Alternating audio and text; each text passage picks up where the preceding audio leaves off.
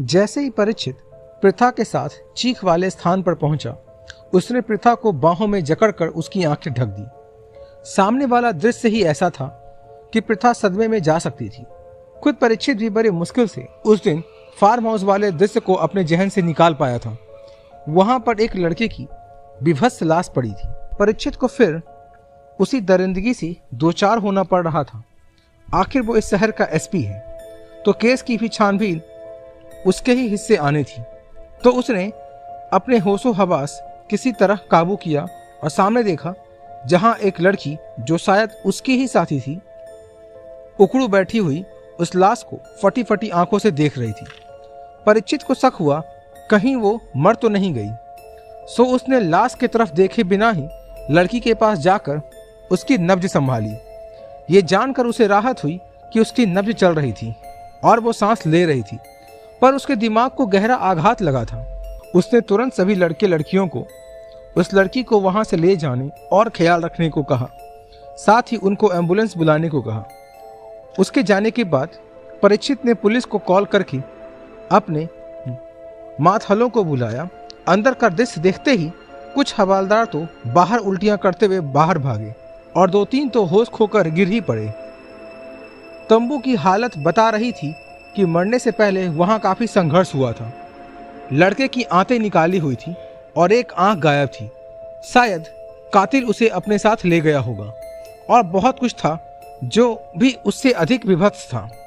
परीक्षित ने अपने स्टाफ में से कुछ मजबूत दिल के लोगों को पंचनामा करके लाश हटवाने और सफाई करवाने को कहा और जाकर उस लड़की की हालात का जायजा लेने की सोची।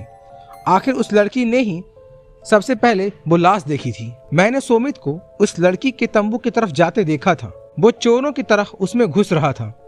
उसके इरादे ठीक नहीं लग रहे थे। वो जरूर उस लड़की को नुकसान पहुंचाना चाहता था। सोमित पहले भी कई बार ऐसी कोशिशें कर चुका है। उसके पापा धनराज बहुत बड़े बिल्डर हैं, तो सोमित का व्यवहार भी ठीक नहीं रहता।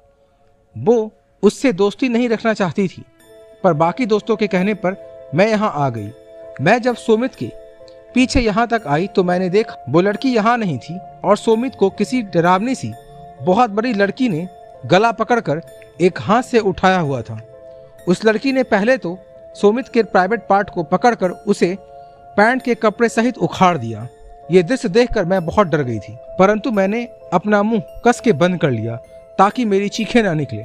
उसने सोमित की चीखों पर ध्यान न देते हुए उसके हलक में हाथ डालकर उसकी जुबान ही खींच ली। सोमित उसके आगे हाथ जोड़ रहा था, जैसे उसके आगे भीख मांग रहा हो, परंतु उस जालिम को कोई रहम न आया। उसने पहले तो सोमित की एक आंख अपनी उंगली से ही निकाल ली और उसे खा गई।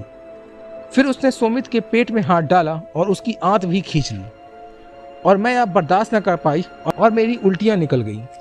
उस आवाज के बाद जब उसने मुझे पलट कर देखा तो मैंने पाया कि वो एक लड़की ही थी, परंतु किसी भी कोण से वह इंसान नहीं लग रही थी। उसके बाद का मुझे कुछ याद नहीं है। वो सब लोग एक अलग तंबू में बैठे थे। वो लड़की काफी कोशिशों के बाद सदमे से बाहर आई थी। होश में आते ही एक बार तो उसने चुड़ैल चुड़ैल चिल्लाना शुरू कर दिया था, परंतु उसके दोस्त और प्रथा ने उसे काफी हद तक संभाल लिया था। डॉक्टर ने उस पर ज्यादा मानसिक दबाव बनाने से मना कर दिया था। तो परीक्षित बिना उसे ये बताए कि वो शहर का एसपी है, साधारण युवा बनकर उससे सवाल जवाब करने लगा। परीक्षित भी लगभग उसकी ही उम्र का था, तो उससे थोड़ी घुल मिल गई थी। उससे परीक्षित को आसानी होने लगी। वहां खड़े एक लड़के से परीक्षित ने पूछा, आप लोगों को जब प्रशासन ने इतनी चेतावनी दे रखी थी तो आप लोग शहर से इतनी दूर यहाँ क्यों चले आ गए? वो लड़का हिचकते हुए बोला, वो क्या है ना सर, हमें लगा चुड़ैल है तो रात में आएगी। वैसे अभी तक उसने रात को ही कत्ल किए थे। परीक्षित को उनकी बात सही लगी। यदि शहर में कत्ल हो रहे हैं तो बंदिश कोई उपाय नहीं है। ये तो पुलिस और प्रशासन की नाकामी है जिसे वो बंदिश के जरिए छुपा रहा है। उन लोगों को कातिल को पकड़ना ही होगा। फिर परीक्षित ने उस लड़के से सोमित के बारे में पूछा और तभी वहां शोर उठा। अचानक तंबू के काफी सारे लोग दनादन उसमें घुस गए। उसका मुखिया काफी प्रभावशाली व्यक्ति था, परंतु बुरा वाला। वहां के सभी लोग सहम गए उनका लाल भभूका चेहरा देखकर। उसके साथ उसके बॉडीगार्ड की फौज थी जिनके हाथों में बंदूकें थी। उनके साथ कई लोग भी थे जो देखने से ही रसूखदार लग रहे थे। आते ही उसने भर्राए गले से पूछा, कहाँ है मेरा बेटा? सुमित का एक दोस्त बोला, आइए चाचा जी, मैं ले चलता हूँ। वे लोग चले गए तो 2 मिनट बाद ही परीक्षित भी ये सोचकर कि वहां जाकर कुछ छानबीन करनी चाहिए, हो सकता है कोई सुराग मिले कातिल का, उठकर वहां से चल दिया। ये चुड़ैल वाली बात तो उसके गले से नहीं उतरी। हो सकता है किसी ने वैसा भेष बनाया हो। वो जब तक वहां पहुंचा तब तक कोहराम मच गया था। उन लोगों का मुखिया, जिसे परीक्षित देखते ही समझ गया था कि वो सुमित का बाप धनराज ही होगा, बुरी तरह चीख चिल्ला रहा था।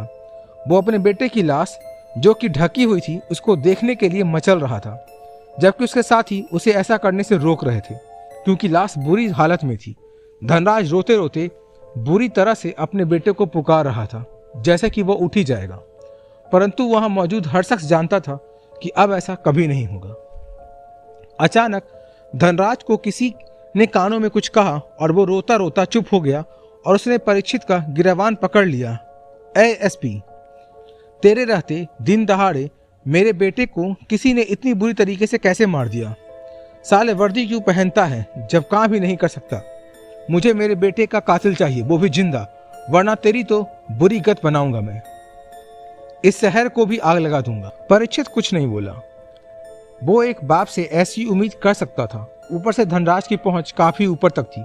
अगर वो वहां कोई भी प्रतिक्रिया देता तो सब उसे ही गलत बताते, परंतु अंदर ही अंदर उसे बहुत गुस्सा आ रहा था। इससे पहले कि धनराज कोई और सख्त बात कहता, उसे एक झन्नाटेदार झापड़ लगा। सब लोग सख्ते में आ गए। किसी ने धनराज को, जो कि देश का सबसे बड़े बिल्डर्स में से एक था, जिसके पास इतनी नोटों की गड्डियां होगी, उससे कहीं ज्यादा उस पर मुकदमे होंगे। जो बात कम करता खून ज्यादा बहाता था। लूटपाट, अवैध कब्जे, हत्या और यहाँ तक कि कई सरेआम बलात्कार के मामले में, जिसका नाम मुख्य अभियुक्त के रूप में होने के बावजूद जो छुट्टे सांड की तरह घूम रहा था, उस धनराज को किसी ने झापड़ लगा दिया, वो भी सरेआम। धनराज गुस्से और आश्चर्य से उस हाथ की तरफ पलटा जिसने उसकी पूरी इज्जत एक झटके में सेक दी। परीक्षित भी ये देखकर सख्ते में आ गया कि उसकी बहन प्रथा, जिसकी सांसें गुस्से में धौकनी की तरह चल रही थी, उसने धनराज की पूरी इज्जत उसी के गाल पर छाप दी थी।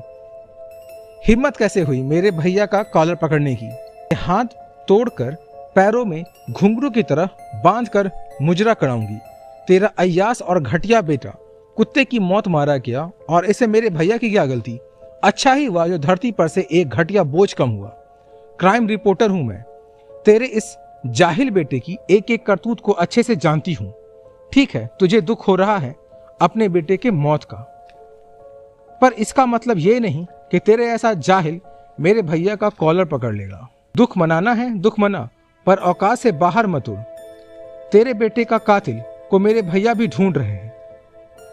तेरे बेटे की जगह कोई गरीब का बेटा भी होता तो भी मेरे भैया की ड्यूटी में कोई कमी नहीं आती, समझे? धनराज गुस्से में उसकी तरफ झपटा, परंतु उसके लोगों ने उसे रोक लिया। यह देख परीक्षित बोला, मेरी बहन की तरफ बढ़ने से पहले ये सोच लेना कि मैं खरा हूं, फिर तेरे दुख का लिहाज नहीं रहेगा मुझे। यहीं अभी के अभी कुछ हो जाएगा और फिर यहाँ 2-2 मर्डर्स की छानबीन करनी होगी खामखा। शांत हो जा धनराज, बेटे का गम मना, क्योंकि इसके लिए तू है, पर तेरा गम मनाने कोई नहीं है। इतना कहकर वो प्रथा का हाथ पकड़कर वहां मौजूद पुलिस वालों को आवश्यक निर्देश देकर निकल गया। धनराज अपनी पहली बार हुए इतने भयंकर अपमान के गुस्से में उबल रहा था। वो कांप रहा था। उसके साथियों के प्राण सूख रहे थे। उसकी इस चुप्पी को वो किसी बड़े तूफान की आहट समझ रहे थे। अब वो एसपी और उसकी बहन से बदला जरूर लेगा और साथ ही साथ उसके बेटे के कातिल से प्रतिशोध भी लेगा। अब शहर में फैलने वाले आतंक की आहट से वहां मौजूद सभी थरथरा रहे थे।